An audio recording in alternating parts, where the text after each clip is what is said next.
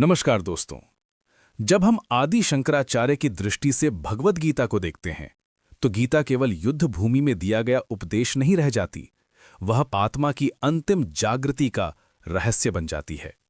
सामान्यतः लोग गीता को कर्म, धर्म और युद्ध की कथा के रूप में पढ़ते हैं, परंतु शंकराचार्य इसके भीतर एक और गहरा संकेत दिखते हैं, अद्वैत का संकेत। उनके अनुसार गीता का मूल संदेश है आत्मा और ब्रह्म का अभेद, वही सत्य जिसे उपनिषद अहम ब्रह्मास्मि और तत्वमसि के महावाक्यों में प्रकट करते हैं। शंकराचार्य कहते हैं कि कुरुक्षेत्र केवल बाहरी युद्ध का मैदान नहीं है, ये मनुष्य के अंतःकरण का प्रतीक है। यहाँ अविद्या और विवेक, अहंकार और आत्मबोध के बीच एक सूक्ष्म संग्राम चलता है।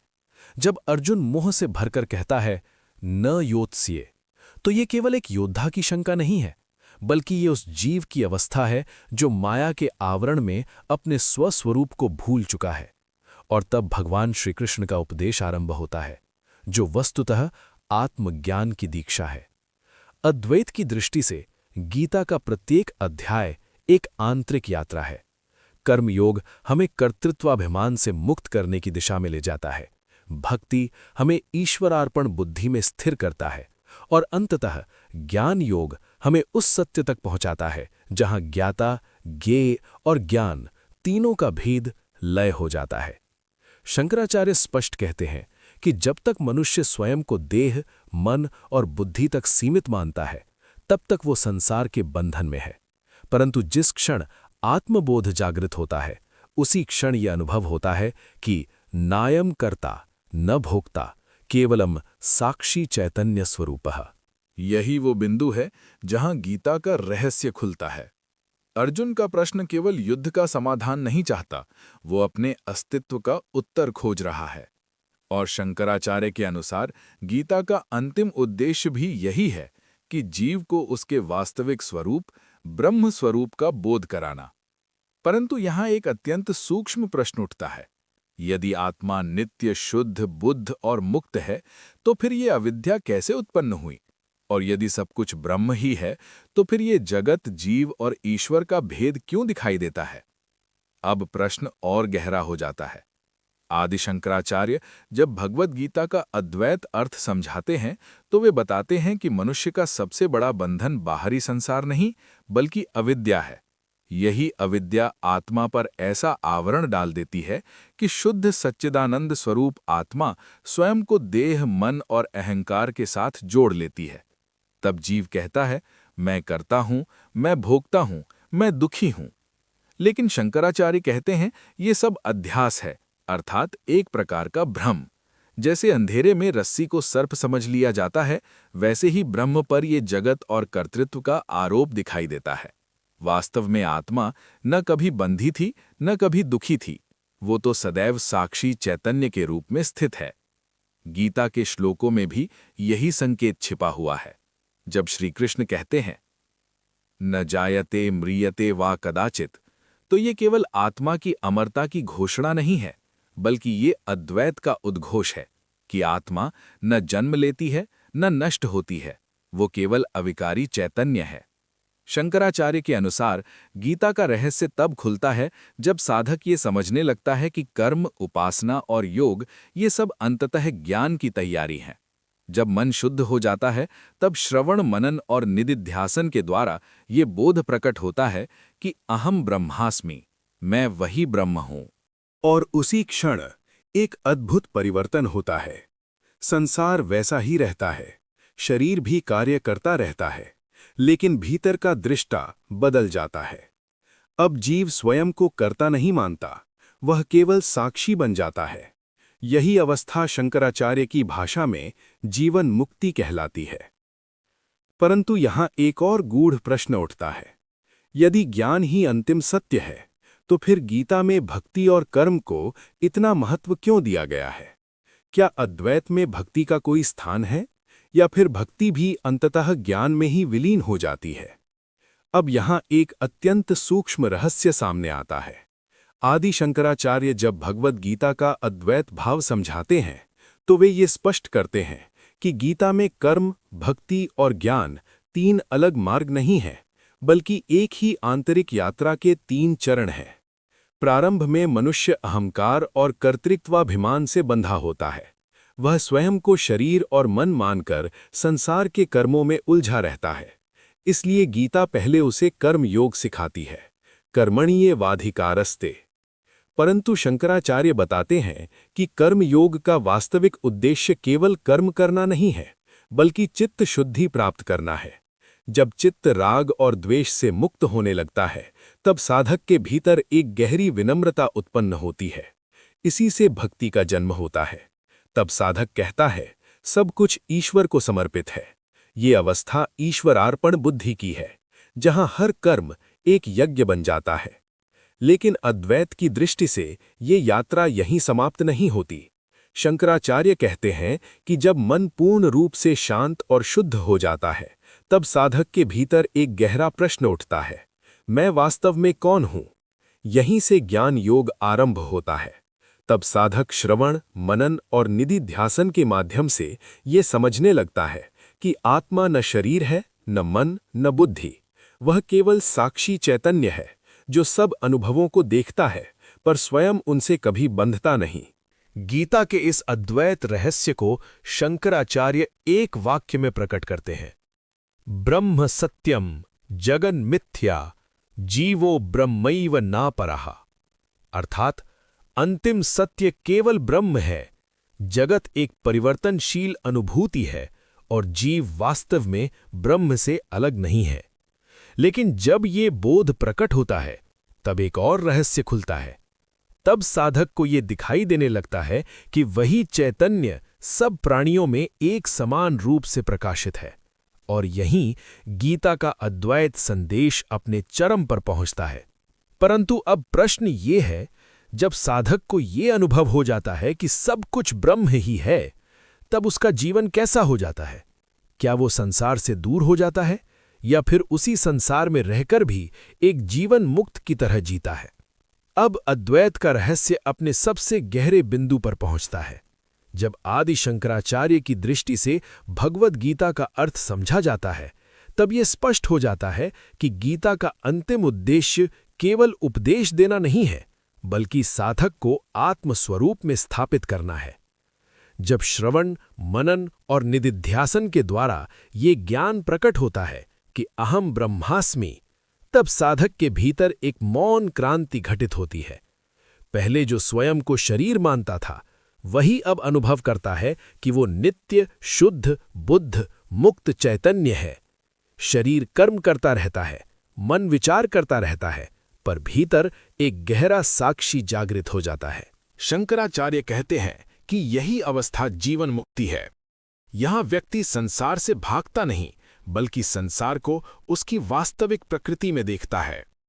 उसे स्पष्ट दिखाई देने लगता है कि यह संपूर्ण जगत केवल नाम और रूप का विस्तार है, जिसका आधार वही एक ब्रह्म चैतन्य है। तभी गीता का यह गूढ़ वचन समझ में आता है, विद्या विनय संपन्ने ब्रह्मणे गवि हस्तिनी शुनि चैव श्वपाके च पंडिताः समदर्शिनः।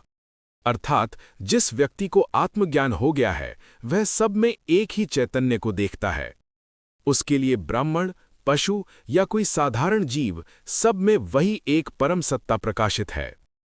यही समदर्शिता अद्वैत की जीवित अभिव्यक्ति है। लेकिन यहां एक और सूक्ष्म सत्य छिपा है। शंकराचार्य बताते हैं कि आत्मज्ञान प्राप्त होने के बाद भी बाहरी जीवन चलता रहता है। शरीर अपने प्रारब्ध कर्म के अनुसार कार्य करता है, परंतु ज्ञानी के भीतर अब कोई कर्तृत्वाभिमान नहीं रहता। वह केवल एक मौन साक्षी के रूप में जीवन को घटित होते हुए देखता है। और यही गीता का अद्वैत रहस्य है। युद्ध भी हो सकता है, कर्म भी होते रह सकते हैं, पर भीतर पूर्ण शांति और साक्षी भाव बना रहता है। यही वह अवस्था है जहां अर्जुन का मोह समाप्त होता है और वह कहता है, नष्टो मोहः स्मृतिर्लब्धा। अब अद्वैत की चर्चा अपने सबसे सूक्ष्म रहस्य तक पहुंचती है। आदि शंकराचार्य जब भगवद गीता के अंतिम अर्थ को समझाते हैं, तो वे कहते हैं कि आत्मज्ञान के बाद साधना का स्वरूप बदल जाता है। पहले साधना प्राप्ति के लिए होती है, परंतु ज्ञान के बाद साधना केवल स्थिरता के लिए रह जाती है। जब साधक यह जान लेता है कि आत्मा ही ब्रह्म है, तब खोज समाप्त हो जाती है। परंतु मन की पुरानी संस्कार वृत्तियां तुरंत शांत नहीं होती। इसलिए शंकराचार्य कहते हैं कि ज्ञानी व्यक्ति भी भीतर निधिध्यासन में स्थित रहता है, एक ऐसी मौन जागरूकता जिसमें वह निरंतर अपने वास्तविक स्वरूप साक्षी चैतन्य में स्थिर रहता है। गीता के अद्वैत अर्थ में यही सबसे गहरा संकेत है। श्री कृष्ण जब कहते हैं ब्रह्म भूतः प्रसन्नात्मा न शोचति न कांक्षति, तो इसका अर्थ केवल ये नहीं है कि ज्ञानी दुख और इच्छा से मुक्त हो जाता है, बल्कि ये है कि उसका मन अब ब्रह्म भाव में स्थिर हो जाता है। ऐसे व्यक्ति के लिए जीवन एक अलग ही स्वरूप ले लेता है। वो संसार में रहता है, कर्म भी करता है, लोगों से मिलता जुलता है, परंतु भीतर एक अटूट शांति रहती है। उसे स्पष्ट अनुभव होता है कि जो कुछ भी घट रहा है वो सब प्रकृति का खेल है और वो स्वयं केवल साक्षी चैतन्य है। यही कारण है कि शंकराचार्य के अद्वैत में अंतिम साधना कोई क्रिया नहीं है, बल्कि एक मौन जागरूकता है, जहां साधक न कुछ प्राप्त करना चाहता है, न कुछ त्यागना, वो केवल अपने स्वभाव में स्थित रहता है, जिसे वेदांत स्वरूप स्थिति कहता है। और यहीं गीता का अंतिम रहस्य प्रकट होता है। जिस सत्य को अर्जुन ने युद्ध भूमि में सुना था, वही सत्य प्रत्येक साधक के भीतर प्रतीक्षा कर रहा है। आत्मा कहीं बाहर नहीं है, वो वही मौन चैतन्य है जो अभी इस क्षण भी सब अनुभवों का साक्षी है। और यहीं से अद्वैत का अनुभव और भी सूक्ष्म हो जाता है। आदि शंकराचार्य जब भगवद गीता का अंतिम अर्थ बताते हैं तो वे कहते हैं कि आत्मज्ञान केवल एक बौद्धिक समझ नहीं है, ये कोई विचार या सिद्धांत नहीं, बल्कि स्वानुभूति है, अपने ही चैतन्य स्वरूप का प्रत्यक्ष बोध। जब ये बोध प्रकट होता है तब साधक के भीतर एक गहरा परिवर्तन होता है। पहले वो संसार को अनेकता के रूप में देखता था, अलग अलग जीव, अलग अलग वस्तुएं, अलग अलग परिस्थितियां, लेकिन अब उसकी दृष्टि बदल जाती है। उसे हर वस्तु में वही एक चैतन्य तत्व दिखाई देने लगता है। यही अवस्था वेदांत में समदर्शिता और ब्रह्म दृष्टि कहलाती है। शंकराचार्य कहते हैं कि यही गीता का वास्तविक उद्देश्य है, साधक को इस बोध तक पहुंचाना कि जो आत्मा भीतर प्रकाशित है वही संपूर्ण जगत का आधार है। यही कारण है कि गीता में बार बार ये संकेत मिलता है कि ज्ञानी व्यक्ति संसार से अलग नहीं होता, बल्कि वो संसार को उसके वास्तविक स्वरूप में देखता है। तब जीवन एक संघर्ष नहीं रह जाता, बल्कि एक लीला बन जाता है। कर्म होते रहते हैं, शरीर चलता रहता है, समय बीतता रहता है, पर भीतर एक अचल शांति बनी रहती है। यही वो स्थिति है जहां मनुष्य वास्तव में मुक्त हो जाता है, भले ही वो शरीर में ही क्यों ना रह रहा हो। अद्वैत की इस दृष्टि से गीता हमें एक गहरा संकेत देती है। मुक्ति कोई दूर की अवस्था नहीं है, वो उसी क्षण संभव है जब मनुष्य अपने भीतर उस मौन साक्षी को पहचान ले जो कभी बदलता नहीं। और शायद यही कारण है कि आदि शंकराचार्य ने गीता के सार को ज्ञान के इस वाक्य में समेट दिया, आत्मा ही ब्रह्म है और उसी का बोध ही जीवन की परम सिद्धि है। अब अद्वैत की ये यात्रा और भी मौन और गहरी हो जाती है। आदि शंकराचार्य के अनुसार भगवद गीता का अंतिम रहस्य शब्दों से नहीं, अनुभूति से समझा जाता है। जब तक साधक केवल शास्त्र पढ़ता है तब तक ज्ञान एक विचार बना रहता है, पर जब वही ज्ञान अंतःकरण में उतरता है तब वो आत्मबोध बन जाता है। शंकराचार्य कहते हैं कि मनुष्य का सबसे बड़ा भ्रम यह है कि वो स्वयं को सीमित मानता है। वो सोचता है कि वो एक छोटा सा जीव है जो इस विशाल जगत में संघर्ष कर रहा है, परंतु वेदांत का उद्घोष कुछ और ही है। तत्त्वमसि, तू वही है, अर्थात जो परम सत्य इस संपूर्ण सृष्टि का आधार है, वही सत्य तुम्हारे भीतर भी प्रकाशमान है। जब ये बोध प्रकट होता है तब साधक को अनुभव होता है कि उसकी वास्तविक पहचान शरीर, मन या बुद्धि नहीं है, बल्कि वो वही अखंड चैतन्य है जो सब अनुभवों का साक्षी है। गीता के अद्वैत अर्थ में यही सबसे महत्वपूर्ण बिंदु है। जब अर्जुन का मोह दूर होता है तब वो केवल युद्ध के लिए तैयार नहीं होता, बल्कि उसकी दृष्टि बदल जाती है। अब वो संसार को कर्तृत्व और अहंकार की दृष्टि से नहीं देखता, बल्कि एक गहरे साक्षी भाव से देखता है। यही कारण है कि अद्वैत में मुक्ति का अर्थ कहीं जाने से नहीं है। मुक्ति का अर्थ है अज्ञान का अंत। जिस क्षण ये समझ स्पष्ट हो जाती है कि मैं वही नित्य चैतन्य हूं, उसी क्षण बंधन का भ्रम समाप्त हो जाता है और तब जीवन एक नई दिशा लेता है। ज्ञानी व्यक्ति के लिए हर क्षण एक ध्यान बन जाता है, हर कर्म एक स्वाभाविक प्रवाह बन जाता है। वो कुछ प्राप्त करने की कोशिश नहीं करता, क्योंकि उसे अनुभव हो चुका है कि जो सत्य वो खोज रहा था वो तो सदैव उसके भीतर ही था। और शायद यही कारण है कि आदि शंकराचार्य की अद्वैत व्याख्या में गीता केवल एक ग्रंथ नहीं रह जाती, वो आत्मा की जागृति का आह्वान बन जाती है। और यहीं अद्वैत की ये यात्रा एक गहरे मौन में प्रवेश करती है। आदि शंकराचार्य के अनुसार भगवद गीता का रहस्य केवल समझने के लिए नहीं है, बल्कि जीने के लिए है। जब साधक धीरे धीरे इस सत्य को आत्मसात करता है कि आत्मा ही ब्रह्म है, तब उसके जीवन की दिशा बदलने लगती है। पहले जहां हर कर्म में अहंकार और फल की इच्छा छिपी रहती थी, वहीं अब कर्म एक सहज प्रवाह बन जाता है। वो कार्य करता है, पर भीतर कोई दावा नहीं करता कि मैं करता हूं। यही वो अवस्था है जिसे वेदांत में अकर्तृत्व भाव कहा गया है। शंकराचार्य कहते हैं कि जब ये बोध स्थिर हो जाता है, तब मनुष्य के भीतर एक अद्भुत शांति उत्पन्न होती है। ये शांति किसी परिस्थिति पर निर्भर नहीं होती। सुख आए या दुख, लाभ हो या हानि, भीतर का साक्षी अचल रहता है। गीता का यही गूढ़ संदेश है कि बाहरी जीवन बदलना आवश्यक नहीं, दृष्टि बदलना आवश्यक है। तब साधक को यह अनुभव होने लगता है कि संपूर्ण जगत एक ही चैतन्य का विस्तार है। जो चेतना स्वयं में अनुभव हो रही है, वही हर जीव में, हर वस्तु में, हर क्षण में प्रकाशित है। यही अद्वैत का जीवित अनुभव है, जहां भेद दिखाई देता है, पर भीतर अभेद का बोध बना रहता है।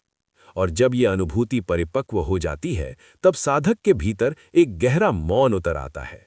अब शास्त्र पढ़ने की आवश्यकता कम हो जाती है, क्योंकि जो सत्य शास्त्रों में कहा गया था, वही सत्य अब स्वानुभव में प्रकट हो चुका होता है। शायद इसी मौन को संकेत करते हुए आदि शंकराचार्य की परंपरा में कहा गया है, ज्ञान का अंतिम फल शब्द नहीं, बल्कि शांति है। और यही गीता का अद्वैत संदेश पूर्ण होता है। संसार चलता रहता है, कर्म होते रहते हैं, पर भीतर वही अचल सत्य प्रकाशित रहता है। धन्यवाद।